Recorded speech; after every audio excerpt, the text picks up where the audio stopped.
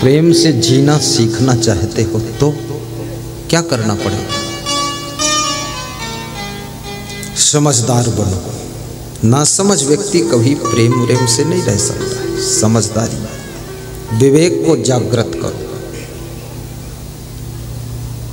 और धन दौलत संपदा कमाने के साथ साथ सद्गुणों की संपदा भी कमाओ। तुम्हारे अंदर सद्गुण आने चाहिए। सद्गुण प्रेम को जन्म देते हैं, प्रेम की रक्षा करते हैं। दुर्गुण प्रेम को नष्ट कर देते हैं।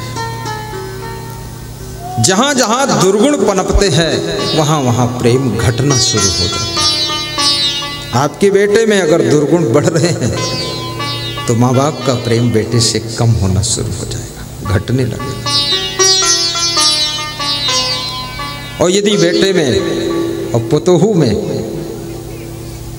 अच्छे अच्छे गुण बढ़ते चले जा रहे हैं, माँ बाप का प्रेम भी उनके प्रति बढ़ने लग जाए। तुम यदि किसी के प्रेम को चाहते हो कि लोग हमसे प्रेम करें, तुम गुणवान बनो। शक्कर में मिठास है, चींटियां अपने आप उसके पास आती है। नमक में मिठास नहीं है, नमक बुलाता है फिर भी एक चींटी नहीं आती है। याद रखना, जहां गुण है वहां पर प्रेम अपने आप पैदा होता है और प्रेमी वहां इकट्ठे हो जाते हैं। गुणवान बनो। धनवान बनोगे तो सुविधा प्राप्त होगी, सामान प्राप्त होगा। गुणवान बनोगे प्रेम पैदा होगा। जहां प्रेम पैदा होगा वहां सुख पैदा होगा। और चरित्रवान बनोगे तो सम्मान प्राप्त होगा। विवेकवान बनोगे तो सुख प्राप्त होगा। विचारवान बनोगे तो सफलता प्राप्त होगी। विद्वान बनोगे तो योग्यता प्राप्त होगी और आपको विशेष स्थान प्राप्त होगा। महान बनोगे, तुम्हारे प्रति लोगों की श्रद्धा बढ़ेगी।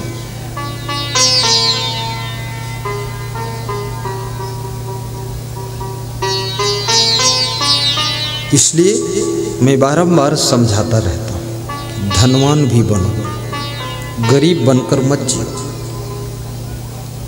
गुरु से आशीर्वाद मांगो कि मुझे धनवान भी बनाओ, विद्वान भी बना दो। स्वामी विवेकानंद काली देवी के मंदिर में जब परमहंस रामकृष्ण की आज्ञा से जाते, नमस्कार करते हैं देवी को, रामकृष्ण परमहंस कहते हैं, हे विवेकानंद जाओ देवी से आशीर्वाद मांग लो। तो उन्होंने बाहर मंदिर के बाहर से सोच कर गए थे, धन मांगूंगा, दौलत मांगूंगा, मकान मांगूंगा। लेकिन जब अंदर गए बुद्धि बदल गई। क्या मांगा?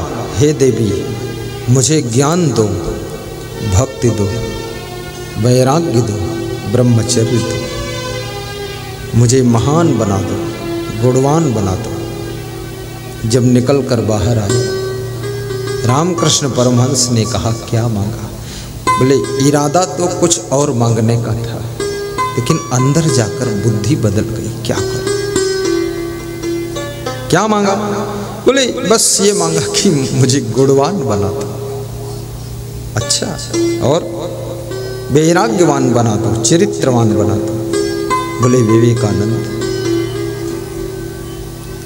जहां वैराग्य होता है, गुण होते हैं, वहां धन तो छाया की तरह चलाता है, उसे मांगने की जरूरत नहीं।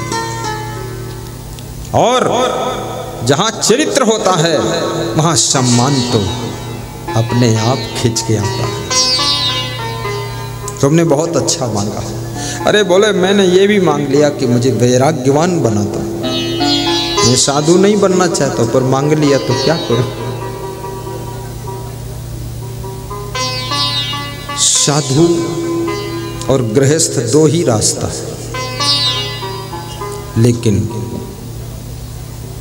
ज्यादातर लोग गृहस्थ आश्रम में प्रवेश करते हैं। संत कोई बिरले बनता है, और संत बनना सुखदाई है, लेकिन संत जीवन में मन को पूरा पूरा कंट्रोल करना पड़ता है। ये केवल मन का खेल है और कुछ नहीं। मन को बस में करना। बस में क्या करना है? बस मन की चंचलता को समाप्त करना है। और जिसका मन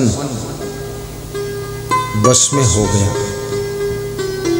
चाहे किसी तरफ चला जाए, सुख ही सुख है, शांति ही शांति है। चाणक्य नीतिकार कहते हैं, मनयो मनुष्याणाम कारणम बंध मोक्ष बंधाय विषया संगो मुक्तो निर्विषयम मना। मन का विषयों में आसक्त होना बंधन है, और मन का विषयों से उन्मुक्त होना ये मोक्ष है। सारा खेल तो मन का है। तो एक सेठ और सेठानी दोनों प्रेम से रहते थे। कभी लड़ाई नहीं होती थी आपस में, कलह कलेश नहीं होता था।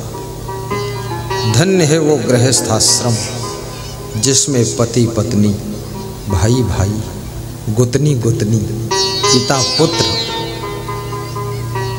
परस्पर प्रेम से रहते हैं, कभी लड़ते नहीं। मधुमक्खियों से परस्पर प्रेम से रहना सीखो, चींटियों से मिलजुल कर काम करना सीखो, भौरों से फूल की खुशबू लेना सीखो। भौरा फूल को छितर वितर नहीं करता, बस बड़ी सावधानी से खुशबू लेता है। और गुरु से भक्ति प्राप्त करना सीखो। सारा संसार सिखा रहा है। एक दिन सेठानी ऑटोमेटिक बहुत नाराज बैठी थी। कौन व्यक्ति कब नाराज हो जाए कुछ पता नहीं। सुबह जो बहुत राजी है, शाम को बहुत नाराज हो सकता है। कौन व्यक्ति कब रूठ जाए, कब तुमसे टूट जाए, कब बैठे बैठे उठ जाए, कुछ पता नहीं है। मनुष्य बड़ा विचित्र प्राणी है।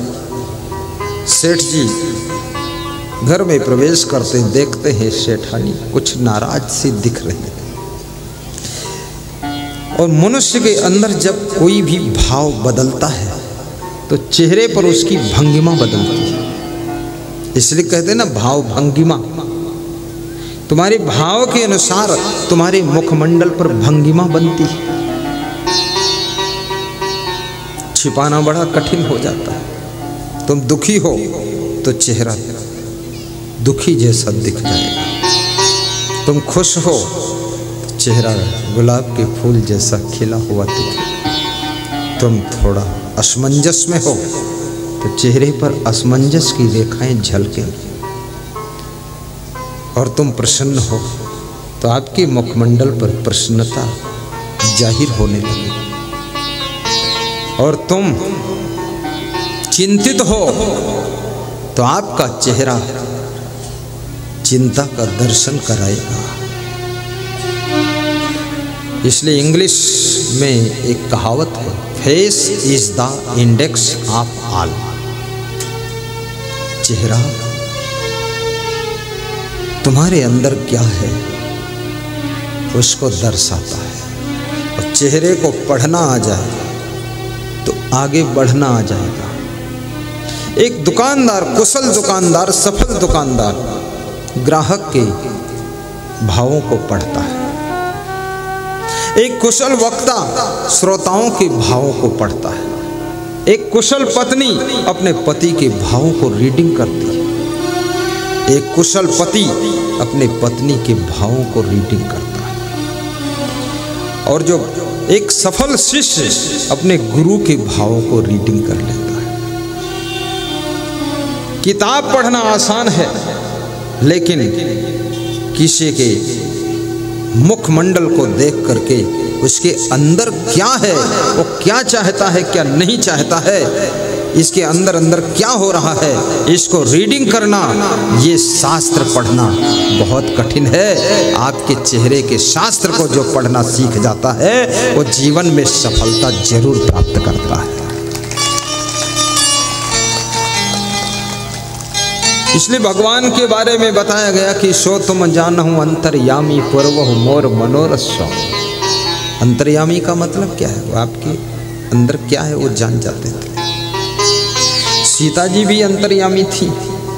भगवान राम ने सीता जी से ना पैसे मांगे ना अंगूठी मांगी, लेकिन सीता जी राम जी को देखकर समझ गई कि मेरे पति संकोच में हैं, कुछ उतराई देना चाहते हैं पर कुछ है नहीं, तो मैं अंगूठी दे देती।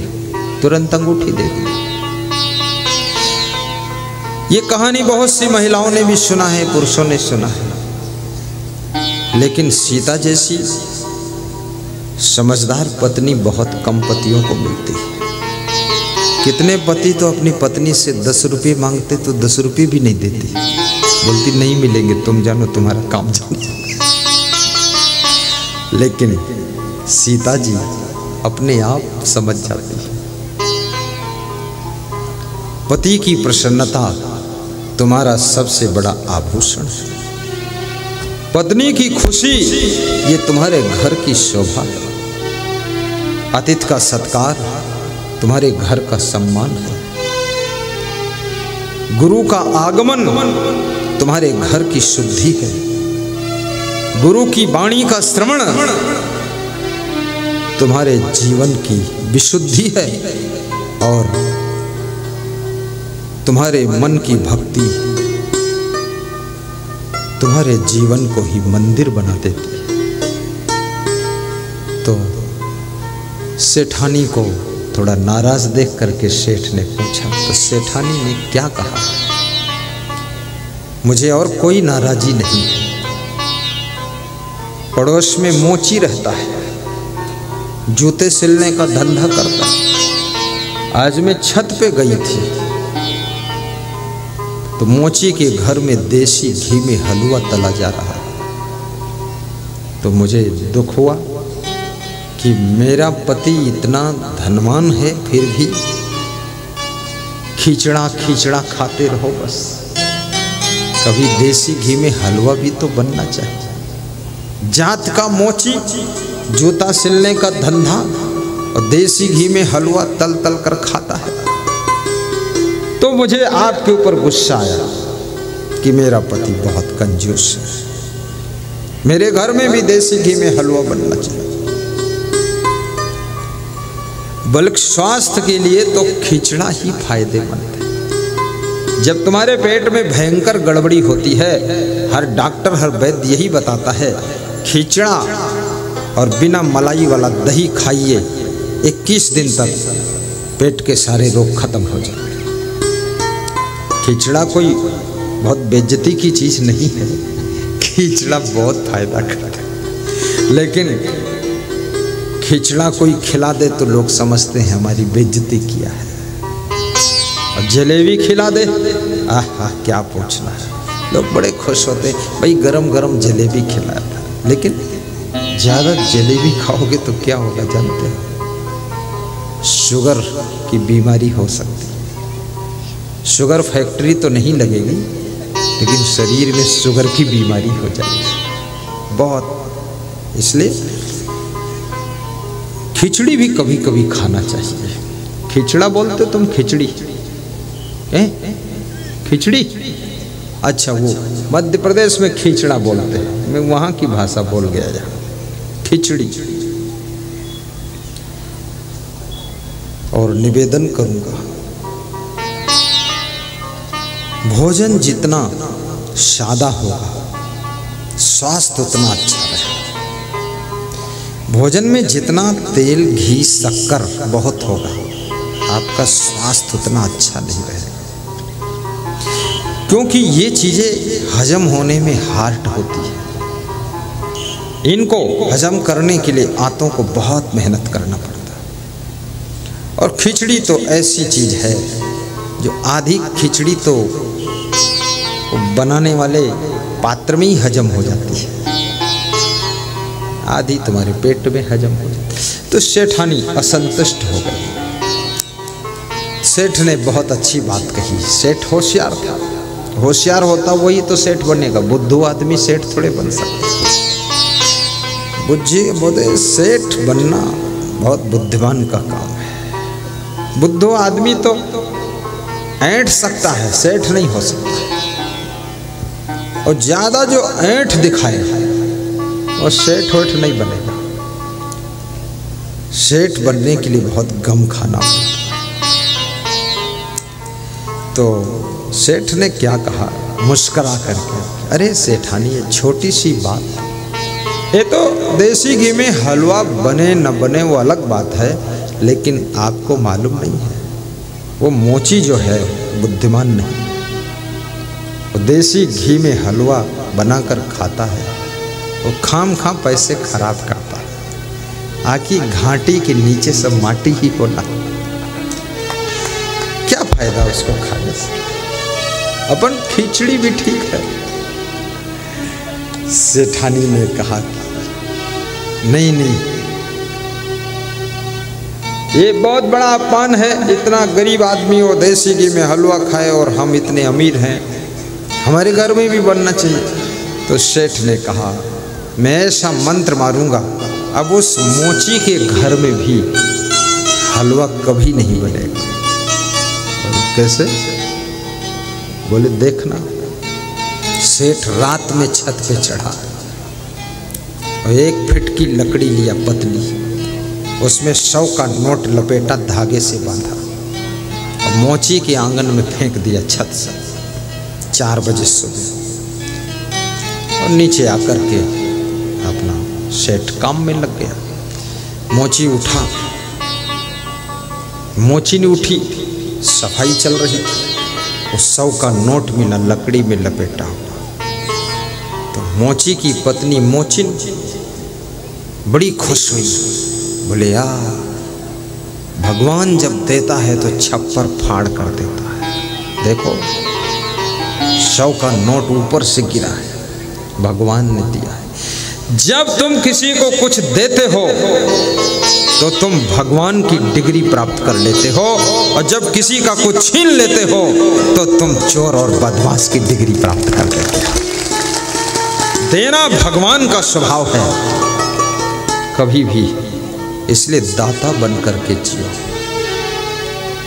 और देने वाले के पास में ये प्रकृति कभी कुछ कम नहीं होने देती है। ये कुदरत उसको देना शुरू कर देती है। कुदरत समझ जाती है ये बांट रहा है, दे रहा है, ये दान कर रहा, पुण्य कर रहा है, अब इसको सहयोग करना चाहिए, इसके हाथों से बहुत बड़ा पुण्य हो रहा है। मोची की पत्नी सोचती है भगवान जब देता है तो छप्पर फाड़ कर देता है। एक छोटी कड़ी गाता हूं मैं, बड़ी अच्छी कड़ी है। छप्पर को फाड़ देते प्रभु बात सही है, भगवान के घर देर है अंधेर नहीं है, अंधेर नहीं है, भगवान के घर देर है अंधेर नहीं है, अंधेर नहीं है।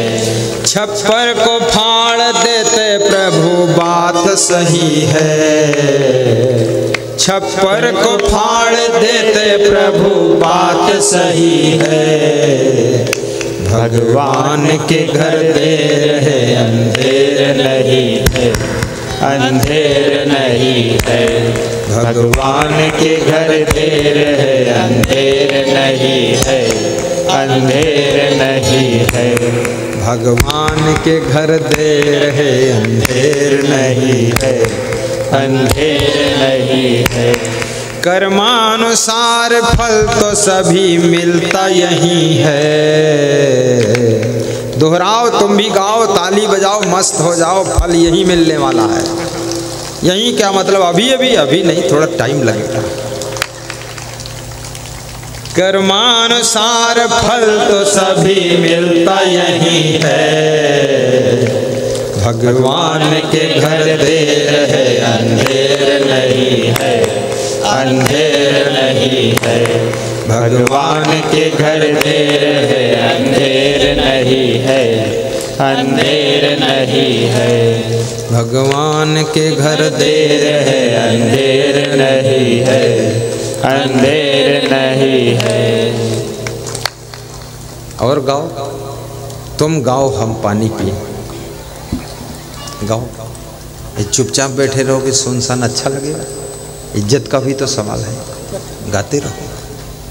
कर्मानुसार फल तो सभी मिलता यही है। भगवान के घर देर है, अंधेर नहीं है, अंधेर नहीं है। भगवान के घर देर है, अंधेर नहीं है, अंधेर नहीं है। कर्मानुसार फल तो सभी मिलता यही है, मिलता यही है, मिलता यही है। बोलिए सद्गुरु भगवान की जय।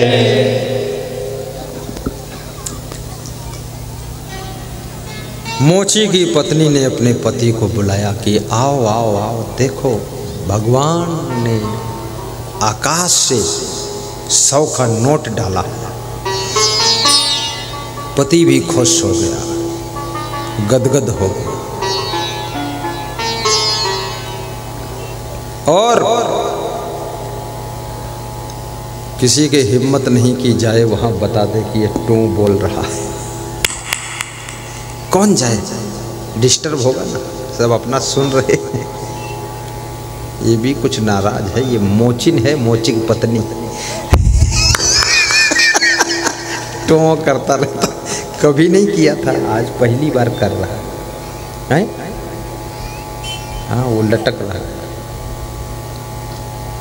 हाँ बस, बंद ही हो जाएगा, बंद तो नहीं होगा। देख लेना बंद ना हो जाए। जो भगवान के करते रहे वो साउंड बजता नहीं है।